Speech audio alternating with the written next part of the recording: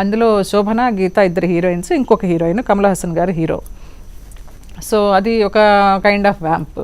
తర్వాత ఇంద్రుడి చంద్రుడిలో కమల్ హాసన్ గారి సెక్రటరీకి ఎవరు బాగుంటారంటే కమల్ హాసన్ గారు నన్ను సజెస్ట్ చేశారు. ఐబిసిసి వ్రతం ఆయనతో చేశాను కదా, ఈ అమ్మాయి అయితే బాగుంటుందని. మలయాళంలో, తమిళ్లో, కన్నడలో ఏ క్యారెక్టర్స్ వస్తే ఆ క్యారెక్టర్స్ చేసేసాను. ఒక రోజుకి 3 షూటింగ్స్ చేసేదాన్ని. అలా అంతా చేసి నా ఫ్యామిలీ సెటిల్ అయింది అని అనుకునే టైంలో లవ్, మలయాళం డైరెక్టర్, తన పిక్చర్లు చాలా ఎక్కువ చేశాను. నేను ఒక 25 మూవీస్ చేశాను. వాళ్ళ అమ్మ నాన్న ప్రొడ్యూసర్స్.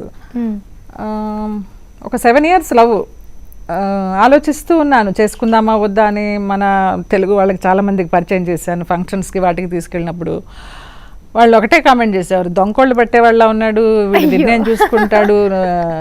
ఎందుకు అలాగా అంటే ప్రేమ గుడ్డిది అంటారు కదా, ఎవరి మాట వినాల నేను. మన జయకృష్ణ గారు, కృష్ణరాజు గారి మేకప్ ప్లస్ ప్రొడ్యూసర్ జయకృష్ణ గారు, చలపతిరావు గారు, వీళ్ళందరూ చాలా చెప్పి చూశారు నాకు. అలా అంతా చేసి లాస్ట్లో నేను ఆలోచిస్తూ ఉంటే, నేను విషం మింగి చచ్చిపోతాను నువ్వు పెళ్లి చేసుకోకపోతే అని లాస్ట్కి ఆ స్టేజ్కి వచ్చిందనమాట. బ్లడ్తో లెటర్స్ రాయడం, నువ్వు నన్ను పెళ్లి చేసుకుంటావా చచ్చిపోమంటావా అని.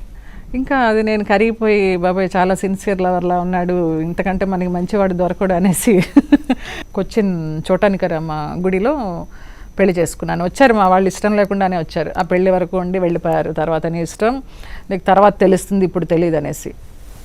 వాళ్ళు చేసిన ఒక మంచి పని ఏంటంటే, ఆ పెళ్లి టైంలో పవర్ ఆఫ్ అటర్నిటీ రాయించుకున్నారు నాతోటి, ప్రాపర్టీ నీకు పిల్లలు పుట్టాక ఇస్తాము అనేసి.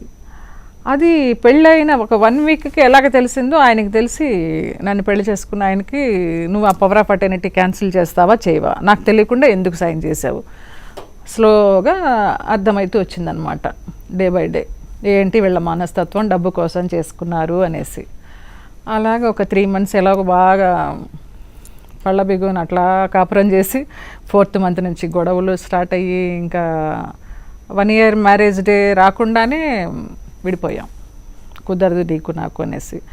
ఇక లాస్ట్కి హెరాస్మెంట్స్, నీకు యాసిడ్ పోసేస్తాను, చంపేస్తాను అనేసి గదిలో పెట్టేసి, తాళం వేసి, నా లగేజ్ అంతా పెట్టేసి అలా చేస్తే, నాకు చలపతిరావు గారు, గోపాలకృష్ణ గారు వాళ్ళు వచ్చి నన్ను ఆ ఇంట్లోంచి బయటికి తీసుకొచ్చారనమాట, ఆ నరకం నుంచి. లేకపోతే ఆ ఇంట్లో ఏమైపోయేదానో నాకు తెలీదు. అసలు ఇన్ని దెబ్బలు తగిలినా కూడా నాకు ఏనాడు నాకు ఆత్మహత్య చేసుకోవాలి, చచ్చిపోవాలి, ఏంటి లైఫ్ అని నాకు ఆ థాట్ రాలా నాకు. అలా వచ్చిన వాళ్ళని చూస్తే కూడా మహా కోపం. చచ్చి ఏం సాధిస్తారు, బతికి సాధించాలి కానీ. నేను భరణి గారు కలిసి కీ అనే ఒక మూవీ తీసాము ఈ ఆత్మహత్యల మీద. అది జుడ్డి కృష్ణమూర్తి గారిది. ఒక నిర్మాతగా కూడా వ్యవహరించారు కీ మూవీకి. అది చూసిన తర్వాత, ప్రివ్యూ చూసిన తర్వాత, ఒక రైటర్, ఒక మూవీ రైటరు, తనకి ఛాన్సెస్ దొరక్క డిప్రెషన్లోకి వెళ్ళిపోయి చచ్చిపోదాం అనుకుంటే ఆ మూవీ చూసిన తర్వాత అతను బతికాడు. అతను రాసిన లెటర్ కూడా మా దగ్గర ఉంది, భరణి గారి దగ్గర, నా దగ్గర. దీనికన్నా ముందు గ్రహణం మూవీ చేశారు. అవును. గ్రహణం మూవీ ఏమన్నా దీనికి ఇన్స్పిరేషన్ ఇచ్చిందంటారా? లేదు, గ్రహణం మూవీ ఎలా వచ్చిందంటే, నేను అప్పటికి ఇంకా హైదరాబాద్ షిఫ్ట్ అవ్వలేదు. భరణి గారు ఫోన్ చేశారు ఒకసారి. చేసి ఇలాగ మోహన్ కృష్ణ గారి డైరెక్షన్, ఇంద్రగంటి మోహన్ కృష్ణ గారి డైరెక్షను, చాలామంది హీరోయిన్స్ని అనుకున్నాము, మాకు బడ్జెట్కి సరిపోవడం లేదు అంటే నాకు ఆశ్చర్యం వేసింది. ఒక వ్యాంప్ కదా నేను, నన్ను తీసుకెళ్ళి గ్రహణం క్యారెక్టర్ అంటున్నారు, చలం గారి సాహిత్యం అంటున్నారు, ఇది ఏంటి కథ అని అడిగినప్పుడు, దోషగుణం అని ఒక కథ అనమాట అది. లేదమ్మా నువ్వు బాగా సరిపోతావు, నీ ఇమేజ్ మారుతుంది చూడు అనేసి మోహన్ కృష్ణ గారు వాళ్ళు, మా ఫ్యామిలీ అంతా, మా మదర్ ఫాదర్ అంతా కూడా మేము అనుకోగానే జయలలిత ఈ క్యారెక్టర్ బాగుంటుందని వాళ్ళందరూ సపోర్ట్ చేశారు అని గ్రహణం అలాగ వచ్చిందనమాట నాకు.